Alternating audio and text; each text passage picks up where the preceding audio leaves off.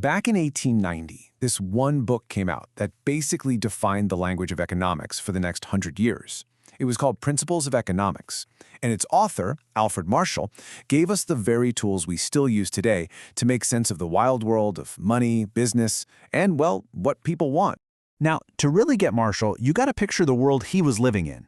The Industrial Revolution had just unleashed forces that nobody had ever seen before.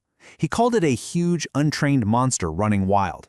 And that wasn't just some fancy phrase. It was the chaotic and often pretty brutal reality of everyday life back then. So how do you tame a monster like that? Well, Marshall's idea wasn't about passing new laws. It was about a whole new way of thinking. His book, Principles of Economics, was this groundbreaking attempt to build a logical framework, a toolkit really, to analyze, predict, and ultimately understand what the heck was going on in the economic world. All right, so what exactly was this monster Marshall was up against? What did this new world really look like? Marshall was looking around and seeing the real human cost of all this change. New machines were just shattering old traditions. People were flooding into factories, where, as he put it, powerful but uncultured businessmen were often abusing their power.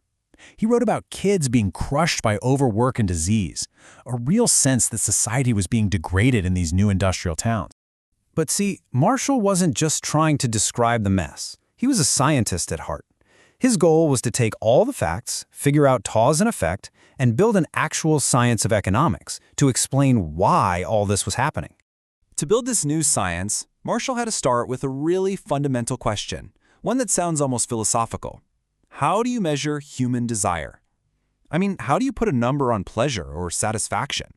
Yeah, that was the big puzzle, right? If economics is all about human choices, and our choices are driven by what we desire, then you've got to find a way to measure that desire. Marshall's brilliant insight was that we actually do it all the time, with money. Let's just take a simple example he used, a single shilling. For a rich guy, that shilling might buy one cigar, a pretty small fleeting pleasure. But for a poor man, that exact same shilling could buy him a whole month's supply of tobacco. The want of it, as Marshall said, is felt way more keenly. So what does that tell you? It's that the value of money isn't set in stone. It's totally relative. The same amount of cash measures a vastly different amount of pleasure or satisfaction depending on whose pocket it's in. This was a really profound and critical insight. And this became known as marginal utility. It sounds technical, but it's pretty simple. It's just the extra satisfaction you get from one more of anything. One more shilling, one more cup of coffee. By figuring this out, Marshall basically laid the foundation for the entire modern theory of demand. Okay, so let's see how this all clicks together into what is probably Marshall's most famous contribution. A super simple, really powerful metaphor that I guarantee you every single economics student learns to this day. You see, before Marshall came along, economists were kind of stuck. They were having this big argument about what determines the price of something. Is it the cost to produce it, the supply side? Or is it how much people want it, the demand side? It was this fierce either-or debate. Marshall's genius was to step in and say, guys, you're both right and you're both wrong. He famously said you might as well argue whether it is the upper or the under blade of a pair of scissors that cuts a piece of paper. You need both. And that led to his iconic drawing of the two blades, supply and demand. Okay, let's break this down. It's actually super intuitive. You've got the demand curve sloping down. As the price of something gets cheaper, people want more of it. Simple. Then you have the supply curve sloping up. As the price gets higher, producers are willing to make more of it. The price, then, is the equilibrium point, right where those two blades cross. It's where the amount people want to buy perfectly matches the amount people want to sell. Simple, elegant, and totally revolutionary.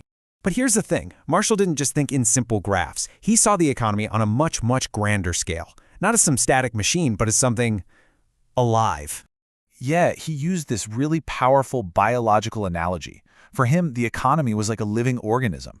Think about it. Things like industrial organization and the division of labor weren't just jargon. They were like the functioning organs and systems of the economic body, always growing, adapting, evolving.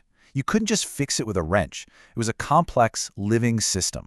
And this living view totally changed how he looked at wealth itself. He argued that the health of this economic body depends on two kinds of wealth. First, there's individual wealth. Think of these as the private cells, like your personal property or your business connections. But just as important is the collective wealth, the public arteries and lungs, things like roads, canals, parks, and clean water. One can't really thrive without the other. They're both essential. And this is key, because he saw the economy as a living thing. Marshall was convinced that change had to be gradual and steady. This Latin phrase, which is right on the title page of his book, was basically his motto: nature does not make leaps. He was a big believer in slow, evolutionary progress, not sudden, violent revolution. So the impact of this book, it was absolutely immense. I mean, for more than 50 years, this was the economics textbook in the English-speaking world. Concepts we take for granted now, supply and demand, marginal utility, equilibrium, they all became the fundamental vocabulary of economics, all thanks to the framework Marshall built. And that kind of brings us full circle to a final thought for us today. Marshall built his theories in an age of steam and steel, and he championed cautious, gradual change. But we're living in an age of AI, of instant global communication, an age that's all about disruption. So the question for us is, was Marshall right? Does nature truly not make leaps, or has that monster of competition just found a new way to jump?